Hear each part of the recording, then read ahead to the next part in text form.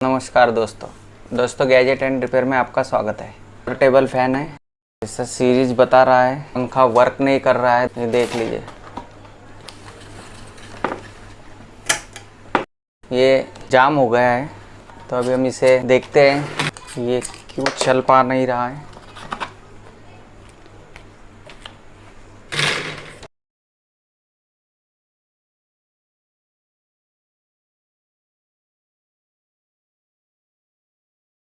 इसे खुलवाते टाइम ध्यान रखना है, इससे जो आटे होते हैं ये उल्टी दिशा में क्लॉकवाइज घूमता है। अगर इसे आपको फिटिंग करवाना है तो ये उल्टी दिशा से घूमता है। जब ये फिटिंग होगा और एक क्लॉकवाइज दिशा से घुमाएंगे तो ये निकलेगा, इस बात का ध्यान रखना।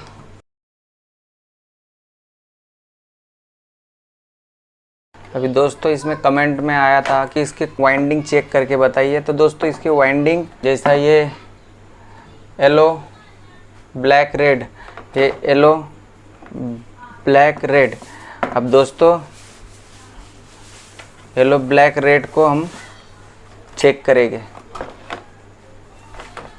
सबसे पहले तो इसकी अभी वाइंडिंग चेक करेंगे, ये वाइंडिंग सही होगी तो इसको रिपेयरिंग करवाएंगे, नहीं तो इसको वाइंडिंग करने से पर्याय नहीं रहेगा।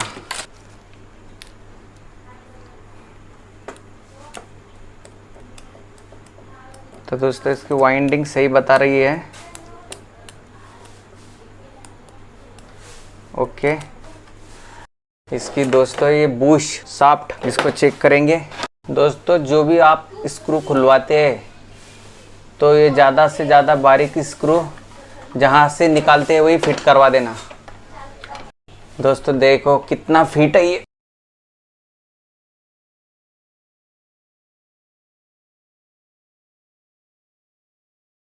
देख लो दोस्तों, पूरा ऑयल डलवाया है।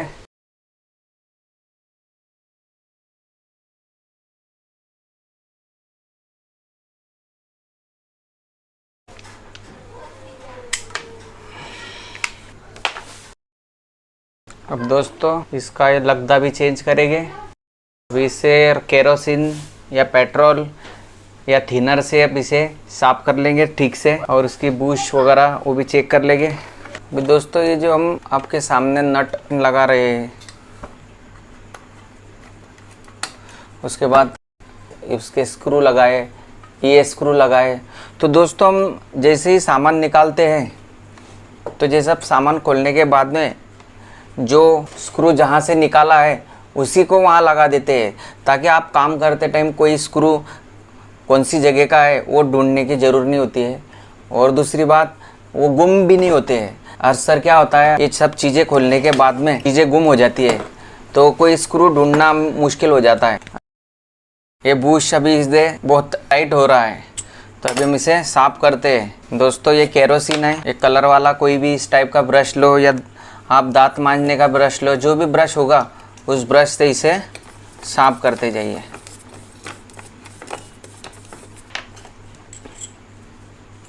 देख लो दोस्तों ये कितनी फ्री हो गई है। इस बात का ध्यान रखिए, इसमें जब आप ये बुश लगाते हैं तो इसमें इस तरह गैप होना नहीं चाहिए। इसमें भी दोस्तों गैप नहीं होना चाहिए। अगर गैप होता है तो आपका जब पंखा आप ऑन करेंगे तो ये मैग्नेट पकड़ता है और ऐसा बहुत स्लो ना के बराबर ऐसा घूमते रहेगा। आपने बंद कर दिया और हाथ से घुमाया तो फ्री घूमता है। अगर आपने उसको ऑन कर दिया और आप हाथ से घुमाएंगे इसको तो ये घूम नहीं पाएगा। तो ये इसको बोलते हैं मैग्नेट पकड़ना। तो अगर ये शाफ्ट और बुश में गैप मालूम हो तो इसको मैग्नेट की प्रॉब्लम आएगी। तो इसके लिए इसमें प्ले ना हो, इस बात का ध्यान रखिए। अगर ये शाफ्ट आप इस प्रकार नाखून लगा के इस प्रकार ऐसा चेक कीजिए, अगर नाखून अटकती है इस जगह जिस जगह बुश रहता है तो आप समझना कि इस शाफ्ट को बदलना ज़रूरी है, या तो फिर आप इसे थोड़ा टाइट वाला बुश लगा सकते हैं। अगर ज़्यादा न अटकता है तो आप इसकी शाफ्ट रिप्लेस कर दीजिए। अभी दोस्तों इसकी शाफ्ट में ज़्यादातर कोई दिक्कत नहीं आ रही है तो हम इसे यूज़ कर लेंगे। अभी दोस्तों रहे ये गद्दे, अगर ये गद्दे बहुत कड़क हो गए और निकालते टाइम उसके टुकड़े हो रहे तो आप इसे बदल डालें। हम इसे थोड़ा साफ कर लेते हैं। अभी दोस्तों इसे भी साफ कर लेते हैं, इसमें भी बहुत तेल भरा हुआ है।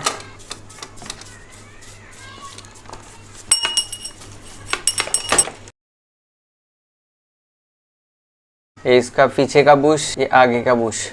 अभी दोस्तों इसको इस प्रकार लगवाना है। ये बुश रखी दोस्तों, ये उसकी गद्दी रखी।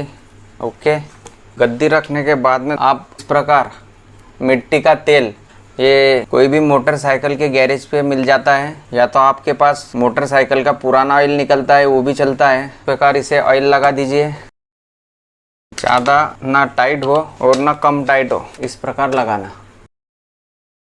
बुश लगने के बाद ऐसा थोड़ा अपना बुश हिलने हो ना, उस हिसाब से उसे टाइट कर दीजिए, क्योंकि उसे ये रोटर को नीचे ऊपर मूविंग करने में या प्ले देने में काम होता है। उसके बाद दोस्तों ये बैक कवर, अब आप इसका पिछला बुश निकालिए, इस प्रकार इसे रख दीजिए, इसी का लगदा लगा दीजिए। इसको गद्दी बोलते हैं, लगदा बोलते हैं। हमने तो पहले भी बताया दोस्तों कि जैसे नट गुम जाती है, इसके लिए हम जो पार्ट जहाँ से निकाला है वही फिट कर देते हैं। इसमें आसानी से फिटिंग हो जाती है, दिक्कत भी नहीं होती है।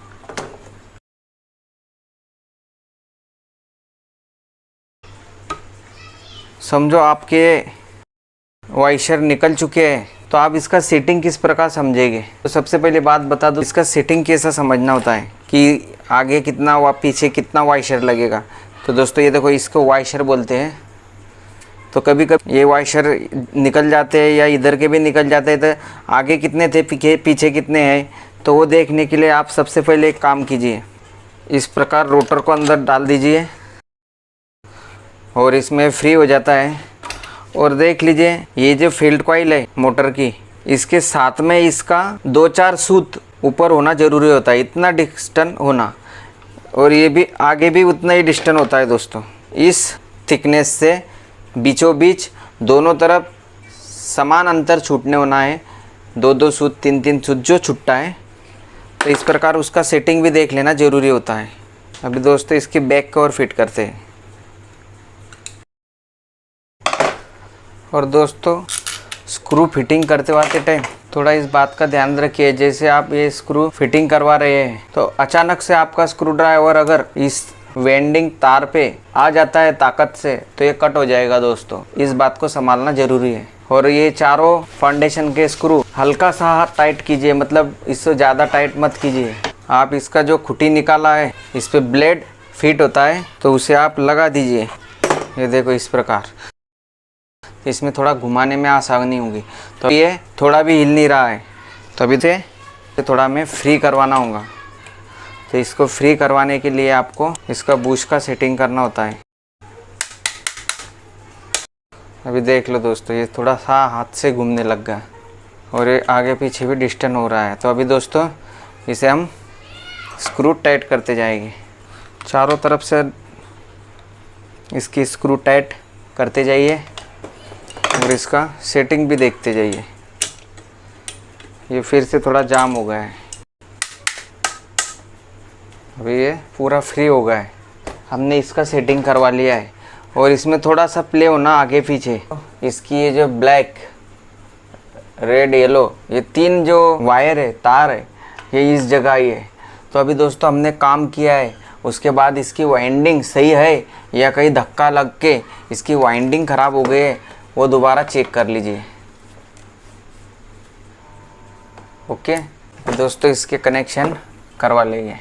उसके बाद आप इस वाइंडिंग का इस बॉडी से भी शॉर्ट देख लीजिए, नहीं तो ये झटका लगेगा, करंट लगाता होगा। अगर इस बॉडी से फैन की और इस तार से सीरीज का बल्ब जलता है थोड़ा बहुत भी, तो उसको शॉर्ट बोलते हैं। ओके, तो ऐसा कुछ दिखाई नहीं दिया। अभी दोस्तों इसकी कनेक्शन कर लेते हैं। 3 कॉइल होती है दोस्तों, ये इसे सीरीज में लगवाएंगे, बटन पुश करेंगे। ये देख लो दोस्तों, ये घूमना चालू होगा। और ये भी देख लेना, तो ये घूमते वक्त क्लॉकवाइज घूमने होना, ना तो ये उल्टा। अगर कि ये तार वायर गलती से अगर दोस्तों गलत जगह लगती है, इस टाइप में अब आपको करके बताता हूँ। अब आपको कैसा समझेगा ये गलत लगा है, उल्टा घूम रहा है, इसे हम फिटिंग करवाते हैं। एक बात का ध्यान रखिए दोस्तों, जैसे आप इसको ये बैक कवर फिटिंग करवाते हैं तो ये ध्यान रखिए कि इसकी जो मेन लीड होती है इसे इस रेजिस्टेंस के ऊपर से ना होने दे। अगर इस रेजिस्टेंस के ऊपर से कोई भी दूर तार या वायर इस पे से होता है तो ये हीटिंग होता है। ये हीट होने के बाद इसको ये चिपक जाती है। तो दोस्तों चिपकने के बाद पंखा आपका शॉक मार सकता है या इसके बाद वो बंद हो सकता है। तो सावधानी से इसे इस ओर मोड़ दिया करो ताकि इसका शॉक का डर ना रहे। तो अभी दोस्तों इसका बैक कवर भी लगवाते हम। इस जगह से एयर इस रेजिस्टेंस को ठंडी होने के लिए मिलती रहती है दोस्तों। तो इसे इस प्रकार लगाइए। दोस्तों हम इस टाइप का काम बताते हैं और पूरी जानकारी सटीक देते हैं। क्यों, आप कोई चीज़ घर पे रिपेयर करते हैं तो आपके उसमें बहुत सी दिक्कत आती है दोस्तों। अभी दोस्तों आपको हम इसे घुमा के बताते हैं। अभी दोस्तों ये आटे में स्लिप होता था तो हम इसे इस प्रकार का डोरा लेंगे और इसे हम लगवाएंगे। इससे क्या होगा कि ये टाइट हो जाएगी नट। और देखना दोस्तों ये जो पिन डला हुआ है ये इस फैन के गैप में अटकता है और इसको अटकने के बाद ये स्क्रू टाइट कीजिए। घड़ी की उल्टी दिशा में टाइट होता है ये। हाँ अब ये टाइट हो गया दोस्तों। अभी दोस्तों हम इसे सीरीज में लगाएंगे। अभी दोस्तों हम इसे डायरेक्ट लगवाएंगे। देख लीजिए कितनी फास्ट हवा आती है। तो दोस्तों हम इसे अभी पैकिंग करवा लेते हैं।